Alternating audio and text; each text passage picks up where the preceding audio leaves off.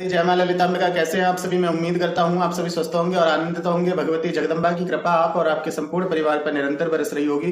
तो आज जो हम जानकारी लेके आए हैं वो लेके आए हैं मूलाधार चक्र के विषय में। मूलाधार चक्र इतना जरूरी क्यों है? क्या बिना मूलाधार चक्र को जागृत किए आपकी दृष्टि खुल सकती है? क्या बिना मूलाधार चक्र को जागृत किए आप सहस्त्रार तक पहुंच सकते हैं? मूलाधार चक्र को जागृत करना चाहिए या नहीं करना चाहिए, और अगर करना चाहिए तो क्यों, किस लिए, क्यों आवश्यक है? तो आज इस वीडियो में मूलाधार चक्र से रिलेटेड बहुत सारी हम बातें करेंगे। दूसरी बात, मूलाधार चक्र यदि हमारे लिए आवश्यक है तो उसको हम कैसे जागृत कर सकते हैं, इस विषय में भी बताएंगे। वीडियो को अंत तक देखें। जानकारी पसंद आए तो वीडियो को एक लाइक अवश्य कर दें, कमेंट में जय माता दी लिखें। चैनल पर आप पहली बार आए हैं तो चैनल को सब्सक्राइब कर लें, क्योंकि मैं इसी प्रकार की रोचक और ज्ञानवर्धक जानकारी लेके आता रहता हूं। तो आइए वीडियो शुरू करते हैं। तो सबसे पहले हम जानते हैं, देखिए जैसा कि आप सभी को पता है कि हमारे शरीर में 7 चक्र हैं। वैसे बहुत सारे चक्र हैं, अनगिनत चक्र हैं, लेकिन जो कुंडलिनी के चक्र हैं, जो 7 चक्र हैं जिनसे हम अपनी कुंडलिनी शक्ति को जागृत करके मोक्ष प्राप्त कर सकते हैं, उसके 7 चक्र हैं मूलाधार, स्वादिष्ठान, मणिपुर, अनाहत, विशुद्धि, आज्ञा, सहस्त्रार। ये 7 चक्र हैं। अब लोग क्या करते हैं कि कुंडलिनी जागृति के लिए वो बैठ जाते हैं या भक्ति पूजा पाठ करने बैठ जाते हैं, लेकिन उनको नेगेटिव इफेक्ट मिलते हैं अपनी भक्ति पूजा मंत्र जाप के। पॉजिटिव बहुत कम लोगों के साथ होता है, जिस कारण से लोग नास्तिक बन जाते हैं, लोग डर जाते हैं, लोग अनुभवों से डर जाते हैं। तो ऐसा क्यों होता है? देखिए सबसे पहले हम जानते हैं मूलाधार चक्र है क्या। मूलाधार चक्र हमारी रीढ़ की हड्डी के सबसे निचले हिस्से में होता है, जो प्रजनन और गूदा के बीच में जो स्थान है, जहां से रीढ़ की हड्डी प्रारंभ होती है, उस जगह पर मूलाधार चक्र होता है। मूलाधार चक्र पृथ्वी तत्व को दर्शाता है। ये लाल रंग का होता है। इसमें 4 पंखुड़ियां होती हैं। इसके अधिपति जो देव हैं वो गणपति हैं। अब लोग क्या करते हैं कि इस चक्र पर विशेष ध्यान नहीं देते। बहुत से लोगों को देखा है कि जो अपने दृष्टि खोलने के चक्कर में लगे हुए हैं, लेकिन इस चक्र पर विशेष ध्यान नहीं देते। कल मैंने एक वीडियो बनाई थी कि हमारे नाभि चक्र में हमारे मंत्रों की ऊर्जा होती है, हमारी भक्ति की ऊर्जा होती है, उसको हम ऊपर कैसे उठाएं।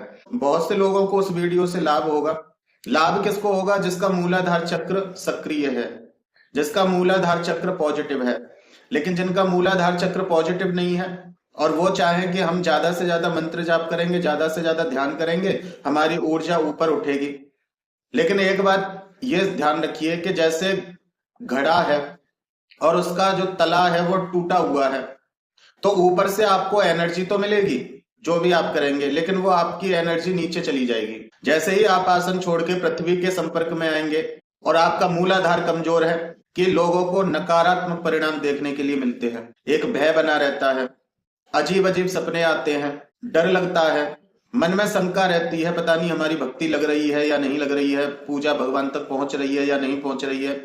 मन में अशांति रहती है, क्रोध आता है, चिड़चिड़ापन आता है, काम बिगड़ने लगते हैं।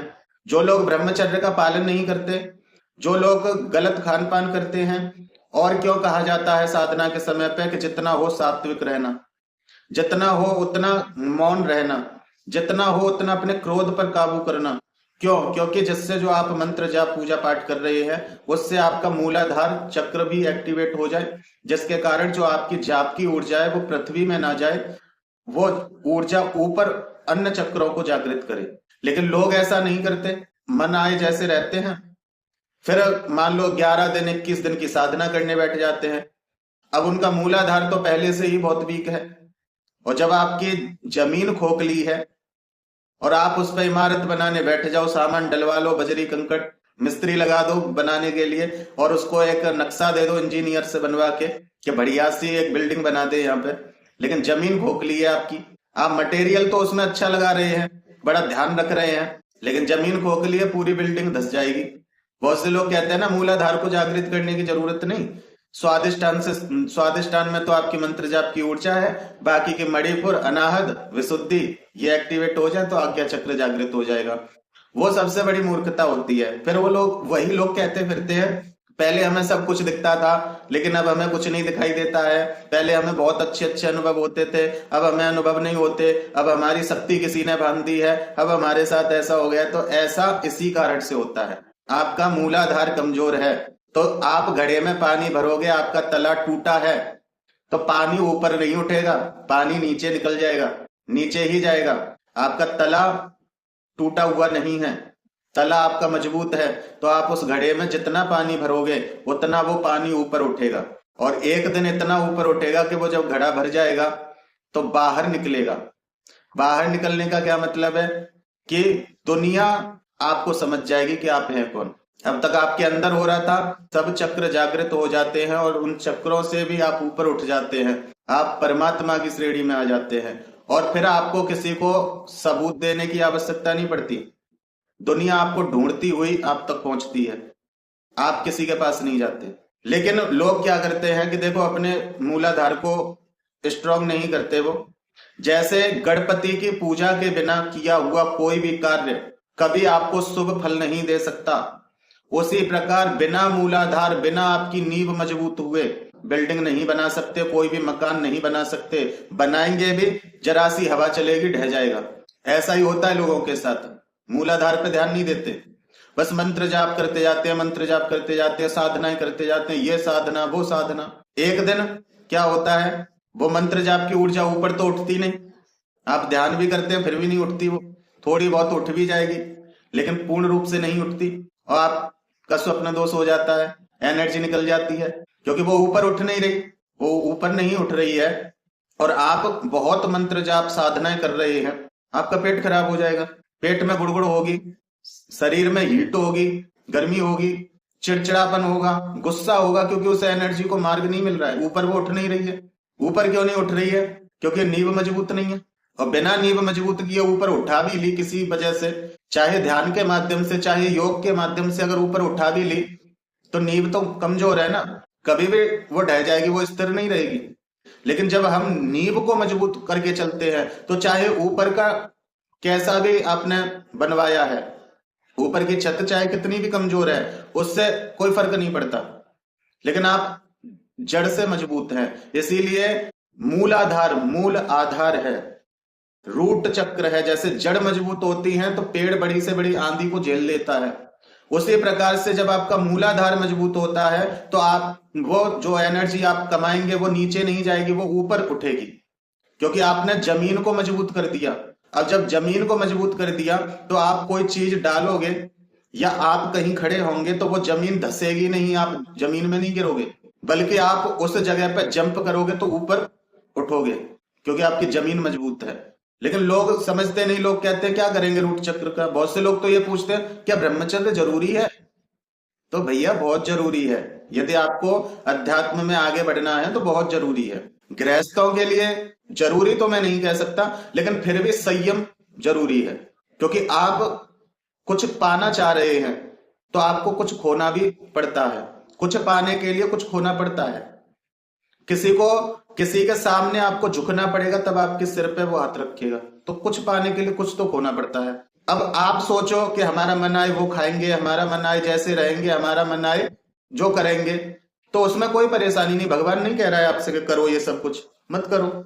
लेकिन यदि आपको कुछ पाना है तो आपको अपने ऊपर थोड़ा संयम करना पड़ेगा, क्योंकि जब ऊर्जा ऊपर उठती है तो बड़े दिव्य दिव्य अनुभव होते हैं, और एक बार मणिपुर पे आपकी ऊर्जा आ जाती है तो फिर वो नीचे नहीं गिरती है, वो नीचे नहीं जाती। यदि आप सही तरह से अपनी कुंडली को उठा रहे हैं, आपको कोई परेशानी नहीं होती, कोई समस्या नहीं होती।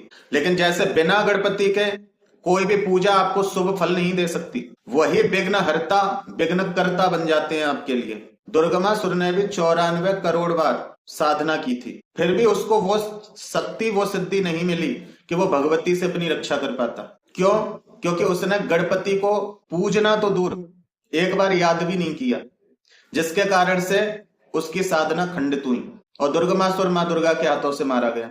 तो जैसे बिना गणपति के कोई पूजा आपको शुभ फल नहीं दे सकती, ऐसे ही रूट चक्र के स्वामी है गणपति। और जब तक मूलाधार से आप शुरुआत नहीं करेंगे, आपकी नींव हमेशा कमजोर है। आपकी नींव कमजोर है तो आप कितनी भी बढ़िया इमारत बना लेना, कितनी भी मेहनत करके, कितना भी पैसा लगा के, आपकी वो इमारत कुछ पल में ही ढह जाएगी। लेकिन आपकी नींव मजबूत है तो आप चाहे ऊपर का जो स्ट्रक्चर है वो चाहे कितना भी वीक हो, लेकिन फिर भी आपका मकान वहां टिका रहेगा, क्योंकि आपकी जड़ मजबूत है। आपकी जड़ मजबूत है तो वो टिका रहेगा।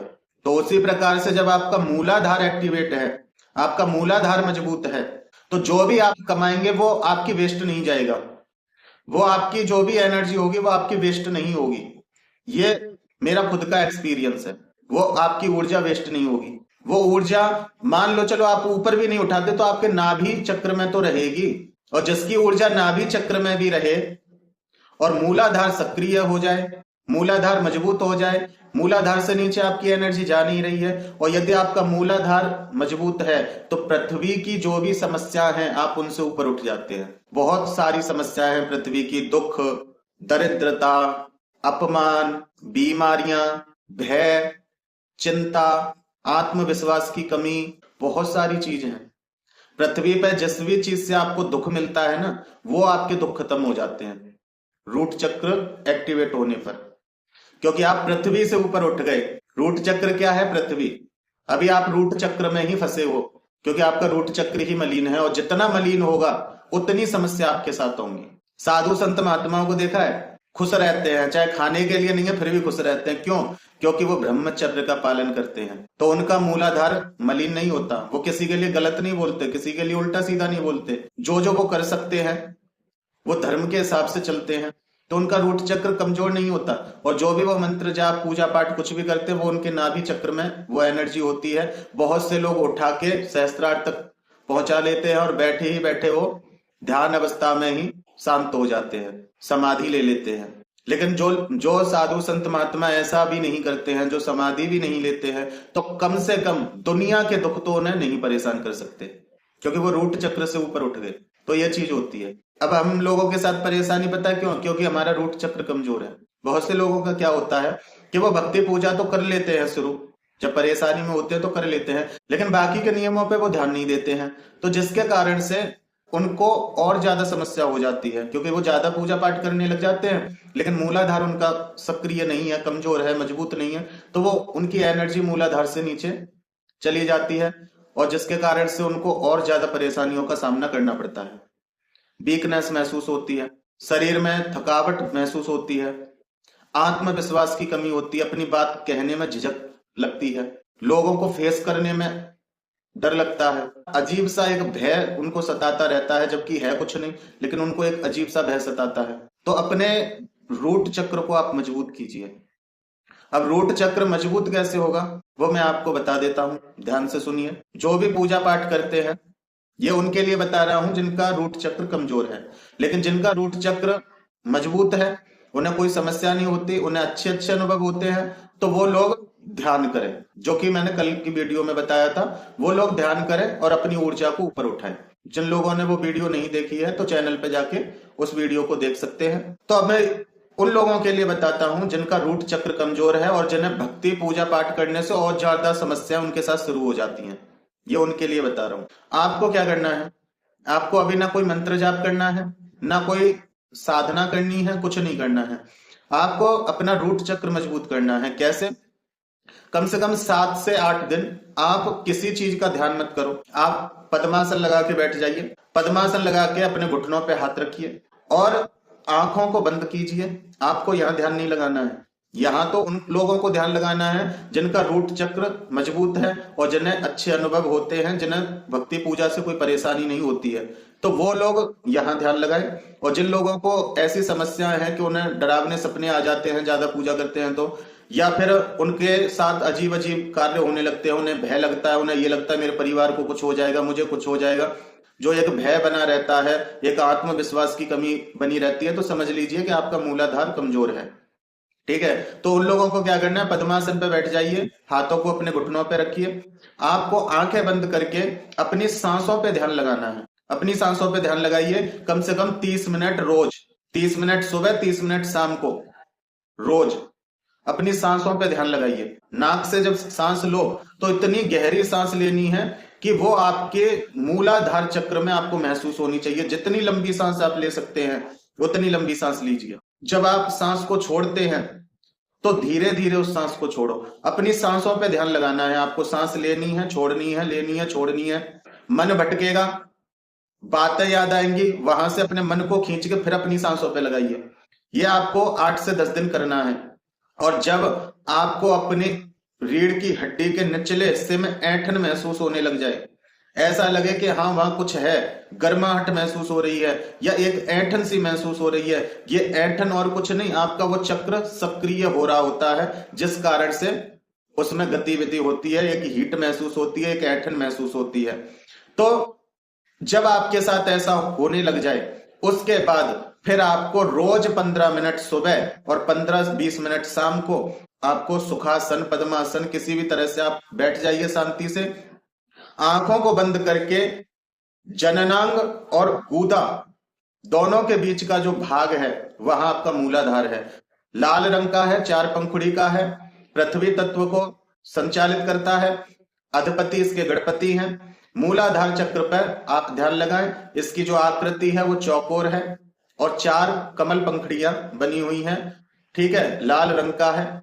आप इस पर ध्यान लगाइए, आपको यहां नहीं मूलाधार पे ध्यान लगाना है और आपको एक मंत्र बोलना है। ये बीज मंत्र है मूलाधार का। आपको बोलना है लम।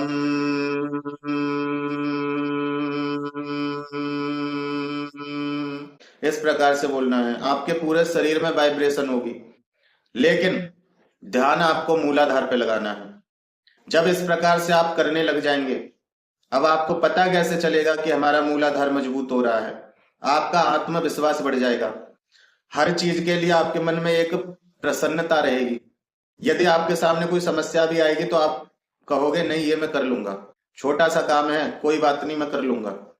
एक आत्मविश्वास होगा। कहीं डर भी लग रहा होगा तो आप डरोगे नहीं, निडर बन जाओगे। आपकी जो आर्थिक तंगी है उसमें सुधार होने लगेगा। आपकी जो चिंता है वो खत्म होने लगेंगी। आपकी जो समस्या जीवन में चल रही थी उनका समाधान आपको मिलने लगेगा।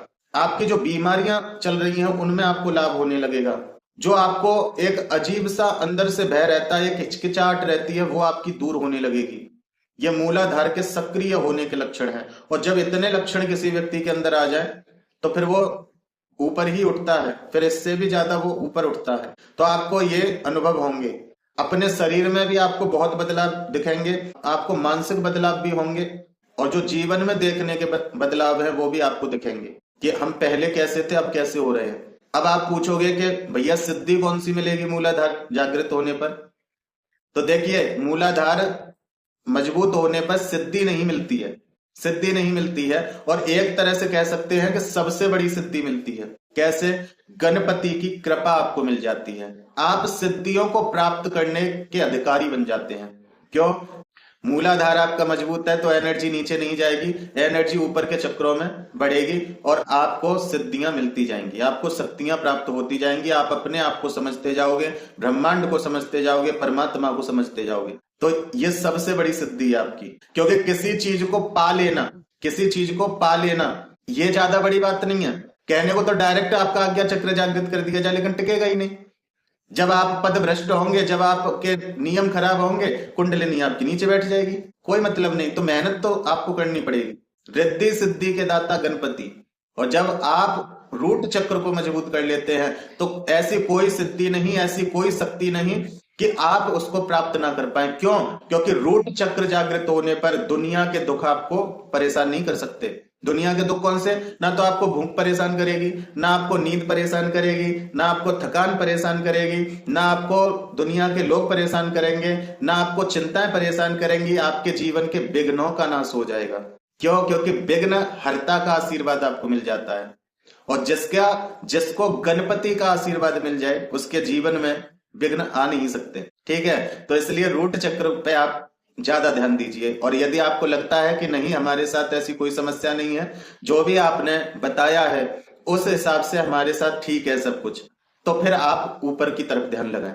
लेकिन ये मैंने उनके लिए बताया कि लोग कहते हैं भैया आप बहुत परेशान है, पूजा करते हैं तो हमें और डर लगता है, ऐसा लगता है हमें कुछ हो जाएगा, ये है वो है, आज मुझे किसी ने दबा लिया, आज मेरे पैर पकड़ लिए किसी ने, आज हमें सपने में पीटा है, या आज मेरे परिवार में किसी व्यक्ति को मरा हुआ दिखाया है। एक ये भय जो होता है, एक पूजा करते में आपकी कमर दुखना, पेट दुखना, आंखें दुखना, सिर दुखना, ये जो समस्या है इनसे भी आपको छुटकारा मिल जाता है। एक बहुत से लोगों को भूख बहुत लगती है, तो वो व्रत भी नहीं रख पाते। तो ये रूट चक्र की वजह से आपके साथ ये सब कुछ होता है। लेकिन जब आपका रूट चक्र एक्टिवेट हो जाता है तो आपने देखा होगा कि बहुत बड़े बड़े साधक हैं, कई कई दिनों तक बिना जल पिए लगातार मंत्र जाप करते रहते हैं। और यदि आप उनको देखोगे, आप उनका खान पान देखोगे, मात्र 2 पतली पतली सी रोटियां खाएंगे तो खाएंगे, नहीं तो उनकी भी आवश्यकता नहीं। और चेहरे का तेज आप देखोगे तो लगेगा कि कोई देव स्वरूप है। ये होता है, ये रूट चक्र की शक्ति है। इसको इंसान समझ नहीं पाता है। आपके साथ जो भी गलत हो रहा है, कब तक हो रहा है? जब तक आपकी धरती खोखली है, जब तक आपकी धरती खोखली है, आपके दैत्य लोक से संपर्क है। जब कोई गलत इंसान से हमारी बैठा उठी होती है ना, तो कभी ना कभी टेंशन तो जरूर होती है। लेकिन जब हम उससे नाता तोड़ देते हैं ना, अपनी जमीन को मजबूत कर देते हैं, नीचे वाले से मतलब नहीं रखते, तो फिर अपने से ऊपर वाले के साथ जब बैठना उठना शुरू होता है ना, तो फिर हम उसके जैसे बन जाते हैं। फिर हमें दुनिया के दुख ये परेशान नहीं करते हैं। मैं बहुत सिंपल वे में आपको समझाया है।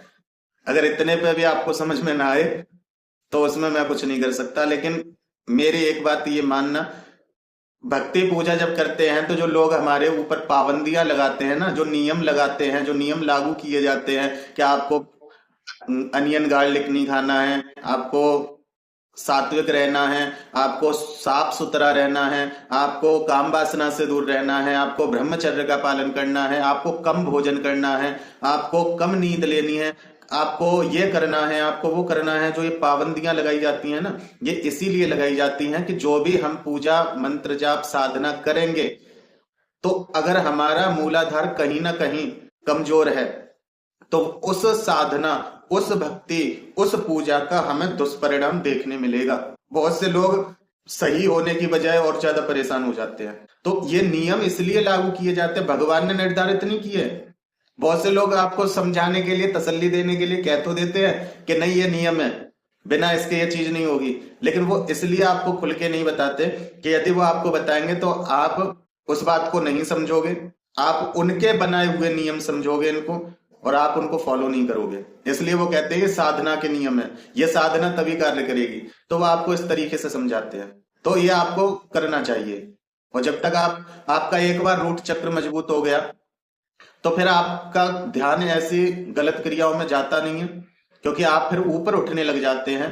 आपकी जमीन मजबूत हो जाती है और ऊपर की बिल्डिंग जब बनती हुई जाती है, उसकी सुंदरता देख के ना, फिर आप जमीन को खोद के उसकी नींव को नहीं देखते हो। बस आपके दिमाग में इतना रहता है कि हाँ नींव हमारी मजबूत है, ये घर सालों साल चलेगा। ठीक है, फिर आप उसको सजाते हैं, बहुत कुछ करते हैं, वो आगे का विषय है।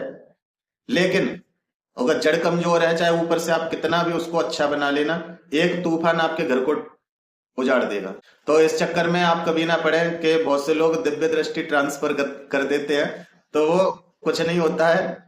ठीक है, और करने वाले कर भी देते हैं तो वो ज्यादा दिन टिकेगी नहीं, क्योंकि अपने मरने के बाद ही हम स्वर्ग नरक और पाताल रसातल और इंद्रलोक स्वर्ग लोक ये देख पाते हैं। बिना अपने मरे कुछ नहीं होता। तो मेहनत हमको करनी पड़ेगी। आप कुछ मत करो, केवल रूट चक्र को सक्रिय कर लो। धरती से आप ऊपर उठ गए, इस धरती के दुख आपको परेशान नहीं करेंगे। ये होता है। अब मुझे नहीं पता आपकी कितनी समझ में आया है। जितने भी लोगों को ये बात समझ में आई है तो वो लोग समझ गए होंगे अच्छी तरह से, मैं यही उम्मीद करता हूं। तो मेरे द्वारा दी हुई जानकारी आपको समझ में आई हो, पसंद आई हो, तो वीडियो को एक लाइक अवश्य कर दें। कमेंट में जय माता दी लिखें। चैनल पर आप पहली बार आए हैं तो चैनल को सब्सक्राइब कर लें, क्योंकि मैं इसी प्रकार की रोचक और ज्ञानवर्धक जानकारी लेके आता रहता हूं। फिर मिलते हैं अगली वीडियो में एक नई जानकारी के साथ। तब तक अपना और अपने परिवार का ध्यान रखें। भगवान की भक्ति करें, निरंतर भक्ति करें और भक्ति पथ पर आगे बढ़ते रहें। जय माता दी, जय मां ललितांबिका।